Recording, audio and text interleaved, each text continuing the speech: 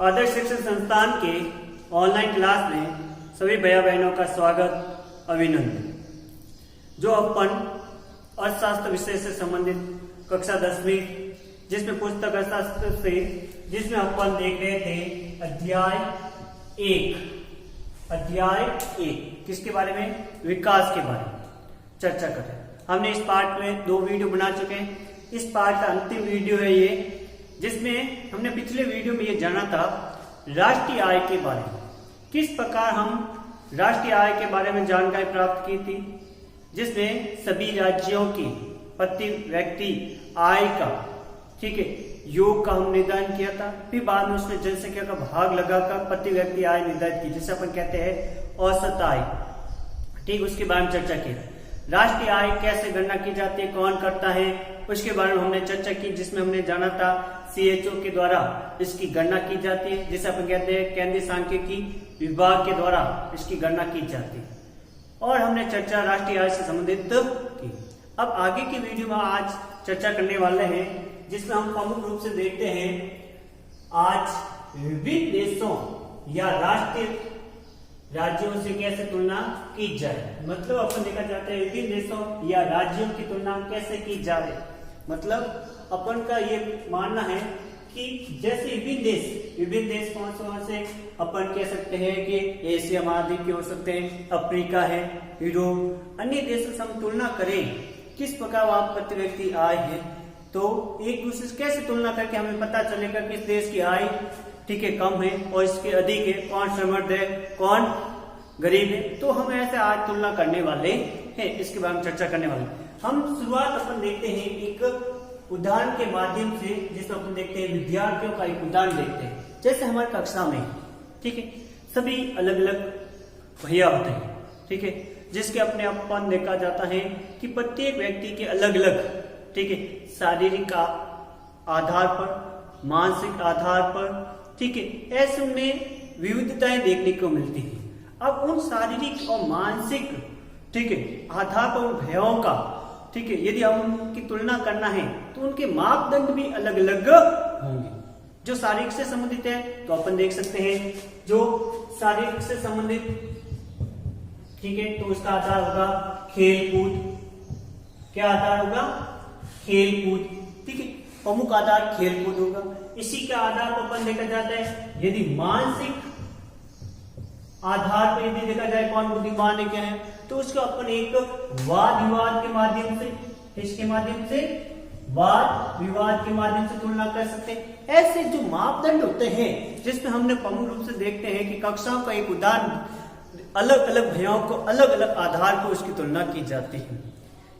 फिर बाद में दोनों को सम्मिलित रूप से आधार पर एक मानकर फिर उसकी एक आय निर्धारित की जाती है, जिसमें कौन क्या। इसी प्रकार राष्ट्र का भी इसी प्रकार से ही एक प्रत्येक व्यक्ति के अलग अलग उसकी आय निर्धारित की जाती है, उसके आधार पर उसकी गणना की जाती है। जिसमें अपन देखते हैं जिसमें देश के विकास के मापदंड का आधार क्या है? प्रमुख आय। क्या आधार है? आय। जैसे अपन देखा जाता है प्रत्येक व्यक्ति की जो जितनी आय होती है, जो अपनी आवश्यकताओं की पूर्ति, किसकी आवश्यकताओं की पूर्ति, आवश्यकताओं की पूर्ति यदि आसानी से कर सकता है, इतनी वो पैसे कमाता है, तो इसका मतलब वो समृद्ध है।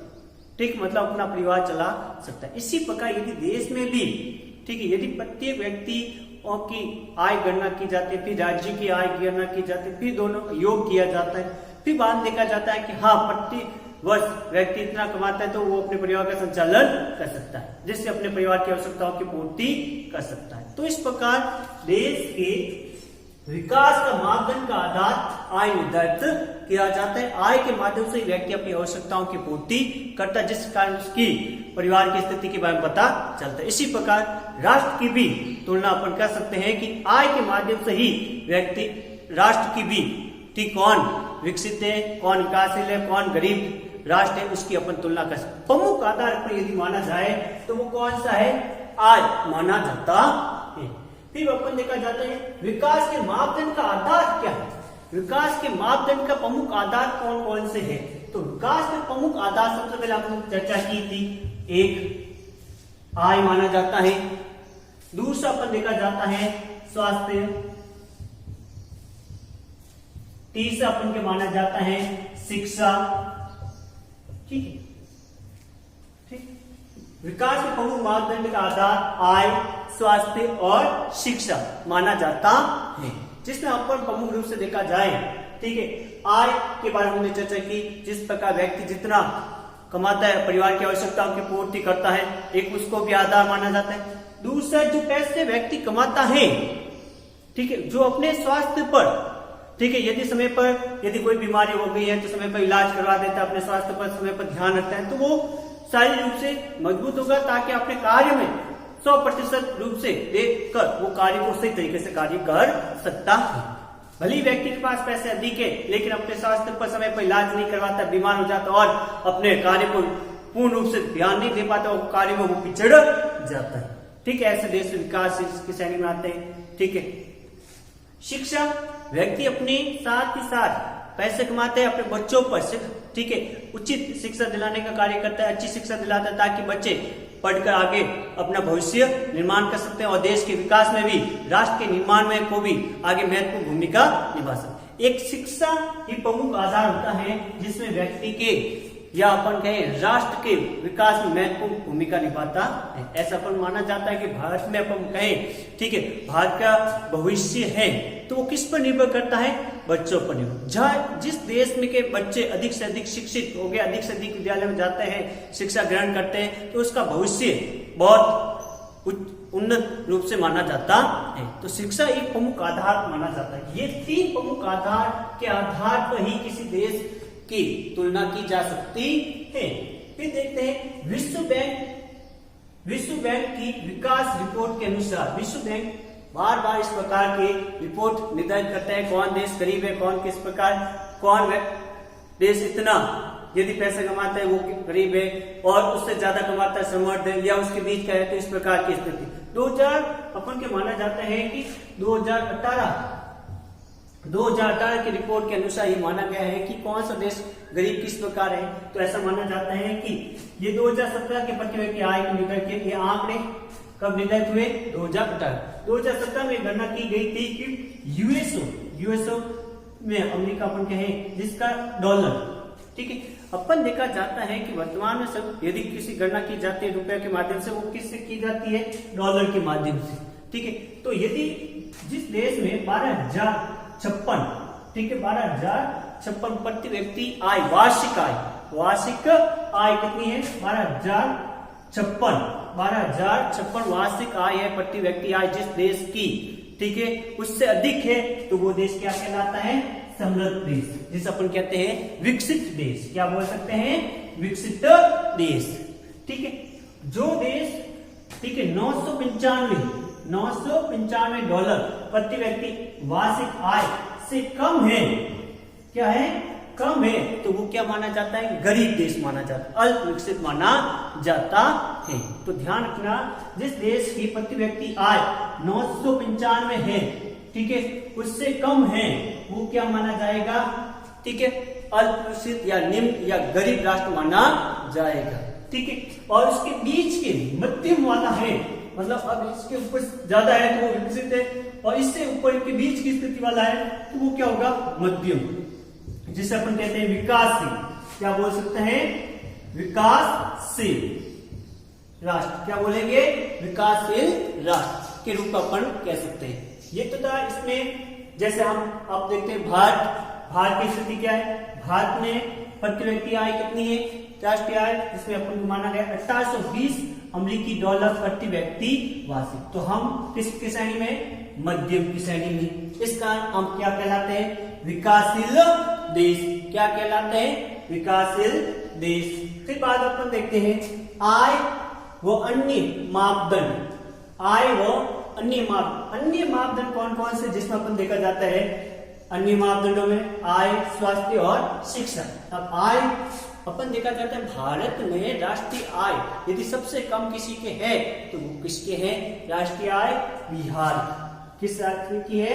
बिहार। ठीक है, ऐसा माना जाता है लगभग अपन डॉलर में नहीं रुपए में काउंट करते हैं तो लगभग 40,000 प्रति व्यक्ति वार्षिक आय, 40,000 प्रति व्यक्ति वार्षिक आय। यदि सबसे कम है वो किसकी है, बिहार है, और सर्वाधिक है तो वो किसकी है, गोवा की, तो लगभग 4 लाख से अधिक, लगभग 4 लाख से अधिक किसके, गोवा के। तो ये आधार माना जाता है आय से संबंधित। दूसरा है स्वास्थ्य। स्वास्थ्य के संबंध देखा जाता है कि हमारे भारत में ठीक ऐसा माना जाता है 1,000 बच्चों पर, 1,000 बच्चों पर, जिसमें ठीक है एक वर्ष के अंदर बच्चों के मरने वालों की संख्या, एक वर्ष की आयु से कम बच्चों के मरने वालों की संख्या का निदान किया जाता है, जिसमें सबसे कम माना जाता है 10।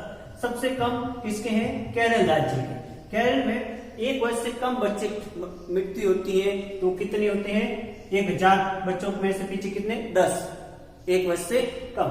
और सबसे ज्यादा अपन देखा जाता है बिहार, सबसे ज्यादा किसके हैं, बिहार, जिसके 30 है, जिसे 2 गुना से अधिक माना। ठीक है, ऐसे निर्धारित होता है स्वास्थ्य से संबंधित। ठीक है, फिर बात आती है सभी अपन को माना गया शिक्षा का स्तर। अब शिक्षा का स्तर अपन देखा जाए सबसे कम है वो भी किसका है, बिहार का माना जाता है। बिहार में लगभग 50% से कम, 50% से भी कम साक्षर लोग हैं। इस प्रकार अपन देख सकते हैं जिस देश में, ठीक है, जिस राज्य में कह सकते हैं देश में साक्षरता का स्तर कम है, वहां की अपन देखा जाए ठीक स्वास्थ्य पर भी ध्यान कम दिया जाएगा। ठीक है, इस प्रकार वो पिछड़ जाएंगे। तो बिहार भी एक पिछड़ा हुआ राज्य है जिसमें 50% से भी कम साक्षर लोग हैं। ठीक है, क्योंकि जनसंख्या अधिक है और सुविधाओं का अभाव देखने को मिलता है। ये फिर बात देखते हैं सार्वजनिक सुविधाएं।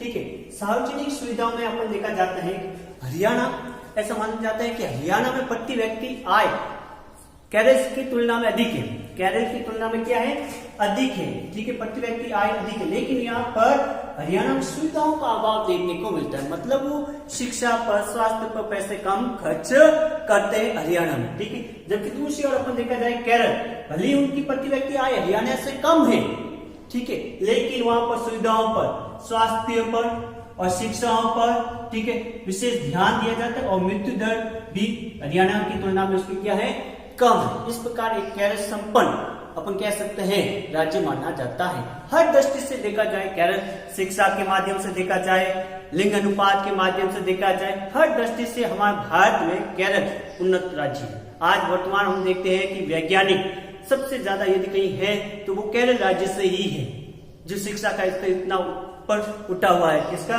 केरल राज्य का। अब अपन देखते हैं विकास की अवधारणा। यदि हमें विकास पर निरंतर रूप से बने रहना है, ठीक है, तो हमें लंबे समय तक सतत रूप से कार्य करना होगा, मतलब निरंतरता बनाए रखनी होगी। ऐसा नहीं कि हम संसाधनों को एक साथ ही उपयोग करें ताकि हम एक साथ ऊपर उठ सके, लेकिन वो संसाधन धीरे धीरे क्या हो सकता है, समाप्त हो सकते हैं, आने वाली पीढ़ी उसका उपयोग नहीं कर सकते। तो हमें ध्यान रखना होगा, हमें यदि सतत विकास में बने रहना है तो हमारी जो संसाधन है, संसाधनों को उचित उपयोग होना चाहिए। तो अपन कह सकते हैं कि सतत विकास किसे कहेंगे, सतत विकास उसे कहते हैं मानव अपनी आवश्यकता के अनुसार, मानव अपने आवश्यकता के अनुसार, ठीक है, प्राकृतिक संसाधनों का उपयोग करे, ठीक है, आने वाली पीढ़ी भी उसका उपयोग कर सके, ठीक है, भविष्य को ध्यान में रखते हुए उसका उपयोग हो, तो उसे अपन क्या कहेंगे, सतत विकास। इस प्रकार हमें सतत विकास के माध्यम से ही हमें निरंतर विकास की ओर बढ़ सकते हैं, इसलिए हमें विशेष रूप से सतत विकास में बने रहना चाहिए। जैसे उदाहरण के रूप में अपन देख सकते हैं, जैसे जल है, भूमि है, ठीक है, जल को हम यदि आवश्यकता के अनुसार उपयोग करेंगे तो आने वाली पीढ़ी भी उसका उपयोग कर सके। यदि हमने उसको वेस्ट करने का कार्य किया तो आने वाली पीढ़ी उसको नसीब नहीं हो पाएगी। इसी प्रकार भूमि का हम अत्यधिक फसलों का उत्पादन के लिए अत्यधिक मात्रा में कीटनाशक दवाओं का उपयोग करते हैं, जिसके कारण भूमि धीरे धीरे क्या हो जाती है, बंजर हो जाती है। तो हमें इस प्रकार से संसाधनों का उपयोग करना चाहिए ताकि हम आने वाले पीढ़ी भी इसका उपयोग कर सके, इसलिए हम निरंतर रूप से विकास की ओर बने रह सकते हैं। ये तो था अपन वीडियो क्रमांक 9 के बारे में चर्चा की। इसी के साथ हमारे ये पाठ समाप्त हो जाते हैं। आगे के पाठ में हम और चर्चा करेंगे। धन्यवाद।